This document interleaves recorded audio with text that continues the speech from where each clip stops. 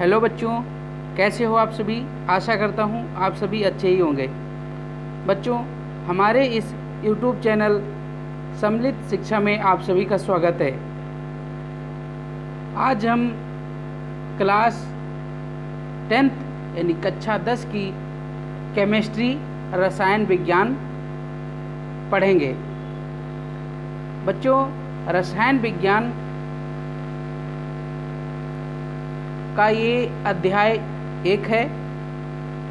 रसायन विज्ञान का अध्याय 1 है और आपके इस अध्याय का नाम है रासायनिक अभिक्रियाएं एवं समीकरण। ठीक है बच्चों, तो आज से हम शुरू करेंगे केमिस्ट्री रसायन विज्ञान, जिसका पार्ट ये 1 है। ठीक है बच्चों, यहीं से हम शुरुआत करते हैं। तो सबसे पहले बच्चों हम देखेंगे कि रासायनिक अभिक्रिया क्या है। रासायनिक अभिक्रियाएं क्या हैं।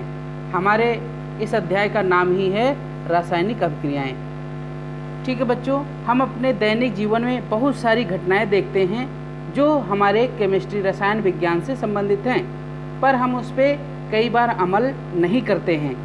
तो हम देखेंगे रासायनिक अभिक्रियाओं का परिचय। बच्चों, हमारे दैनिक जीवन की निम्नलिखित परिस्थितियां हमारे सामने आती हैं जिन पे हम विचार नहीं करते हैं। आज उन्हीं परिस्थितियों पे हमें विचार करना है। जैसे कि कमरे में गर्मियों में कमरे के ताप पर दूध को खुला छोड़ दिया जाता है। क्या होता है? दूध फट जाता है। दूसरी बात देखेंगे, लोहे का तवा या कील को आर्द्र वायुमंडल में खुला छोड़ दिया जाता है। यदि हम किसी लोहे को बाहर खुली हवा में छोड़ दें तो उसमें जंग लग जाता है। ठीक है बच्चों, क्या आपने कभी इस पे अमल किया? क्या कभी आपने इस पे ध्यान दिया? ये एक रासायनिक अभिक्रिया होती है। जैसे अंगूर का किण्वन हो जाता है। जैसे आप घर में देखते हो गन्ने का रस, उसको रख दें, कुछ दिन बाद वो सिरका बन जाता है। बच्चों, उसका किण्वन हो जाता है। जैसे भोजन को पकाया जाता है, हमारा शरीर भोजन को पचा लेता है, हम सांस लेते हैं। बच्चों, ये सभी रासायनिक अभिक्रियाएं हैं। अब हम देखेंगे बच्चों कि इन सभी परिस्थितियों में प्रारंभिक वस्तु की प्रकृति तथा पहचान कुछ ना कुछ बदल जाती है।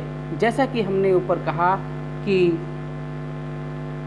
यदि किसी लोहे को खुली हवा में रख देते हैं तो कुछ दिन बाद उसमें जंग लग जाता है, तो उसकी जो पहले की प्रकृति होती है, उसका जो पहले का आकार होता है या पहचान होती है, उस वस्तु की बदल जाती है। ठीक है, तो यही बात कही गई है कि इन सभी परिस्थितियों में प्रारंभिक वस्तु की प्रकृति तथा पहचान कुछ न कुछ बदल जाती है, जैसा कि आपने अपने दैनिक जीवन में देखा होगा।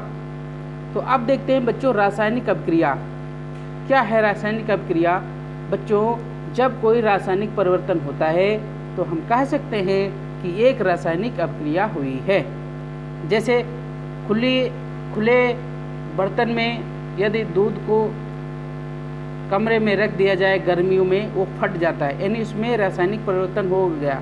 दूध से दही बनना, बच्चों इसमें क्या होता है, जो अभिकारक होता है वो उत्पाद में बदल जाता है। ये रासायनिक अभिक्रिया है। ठीक है, आगे भी जानेंगे कि अभिकारक क्या है और उत्पाद क्या है। ठीक है बच्चों, तो आइए कुछ प्रयोग हैं जिनको हम लोग करके देखते हैं और उनमें कुछ परिवर्तन होते हैं। ठीक है, तो बच्चों कुछ प्रयोग हैं, करके देखिए और इनमें कुछ सावधानियां भी रखनी हैं। ठीक है, इस क्रियाकलाप में शिक्षक के सहयोग की आवश्यकता है। जो हम प्रयोग करने जा रहे हैं इसमें आपके साथ शिक्षक का होना जरूरी है। सुरक्षा के लिए छात्र अपने आँख पर चश्मा पहन लें। लगभग 3 से 4 सेंटीमीटर लंबे मैग्नीशियम रिबन को रेगमाल से रगड़कर साफ कर लें और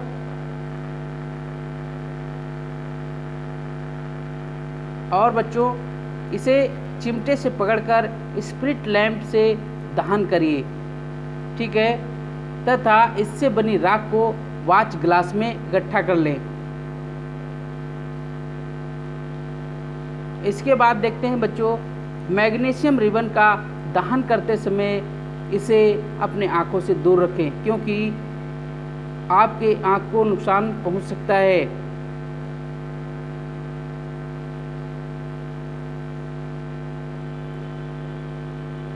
बच्चों, मैग्नीशियम रिबन का चमकदार श्वेत लौ के साथ दहन होता है और यह श्वेत चूर्ण में परिवर्तित हो जाता है। यह मैग्नीशियम ऑक्साइड का चूर्ण बनता है, यानी कि जो आपने मैग्नीशियम रिबन लिया था उसको जलाने पर क्या होता है, मैग्नीशियम ऑक्साइड का चूर्ण बन जाता है, जिसे एक ग्लास में हम लोग इकट्ठा कर लेते हैं।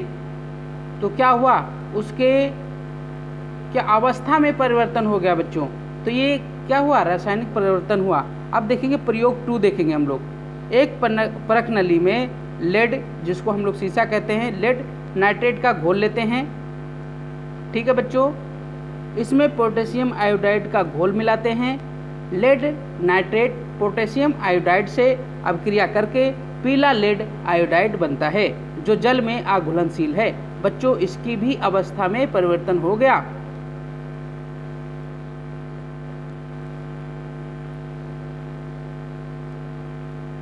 नेक्स्ट देखते हैं बच्चों, ये कुछ प्रयोग हैं जो आप करके देखेंगे, तभी जानेंगे कि किसी भी अवस्था में क्या परिवर्तन हो रहे हैं, क्या रासायनिक अभिक्रिया हो रही है, तभी आप इसको समझ पाएंगे। प्रयोग नंबर 3, ठीक है बच्चों। एक शंक्वाकार फ्लास्क में कुछ दानेदार जिंक लेते हैं और इसमें तन सल्फ्यूरिक अम्ल मिला लेते हैं। सावधानी, अम्ल का इस्तेमाल सावधानी से करेंगे। दानेदार जस्ते पर तन सल्फ्यूरिक अम्ल की अभिक्रिया से हाइड्रोजन गैस का निर्माण होता है तथा फ्लास्क गर्म हो जाता है। बच्चों, इसको फ्लास्क कर लेना, ठीक है, क्योंकि बच्चों सल्फ्यूरिक अम्ल जो होता है एक तेजाब की तरह होता है, अगर शरीर पे आपके पड़ गया वो जल जाएगा, इसीलिए इस सल्फ्यूरिक अम्ल का सावधानी पूर्वक प्रयोग करना है। अगला देखते हैं बच्चों, तीनों क्रियाकलापों के आधार पर हम कह सकते हैं कि किसी रासायनिक अभिक्रिया में निम्नलिखित में से एक या एक से अधिक परिवर्तन हो सकते हैं, जैसे अवस्था में परिवर्तन, रंग में परिवर्तन, गैस का निष्कासन या उत्सर्जन, ताप में परिवर्तन। बच्चों, ये सभी परिवर्तन होते हैं यदि आप कोई रासायनिक अभिक्रिया करते हो। रासायनिक अभिक्रिया को बच्चों प्रतीकात्मक रूप से व्यक्त किया जा सकता है। आज बच्चों यहीं तक, मिलते हैं नेक्स्ट वीडियो में। वीडियो आपको कैसा लगा कमेंट करके ज़रूर बताइए। कहीं पे आपका डाउट होता है उसको भी कमेंट में आप बताइए, ठीक है। और तब तक के लिए पढ़ते रहिए, स्वस्थ रहिए, मस्त रहिए। मेरे साथ बने रहने के लिए बच्चों बहुत बहुत धन्यवाद। जय हिंद।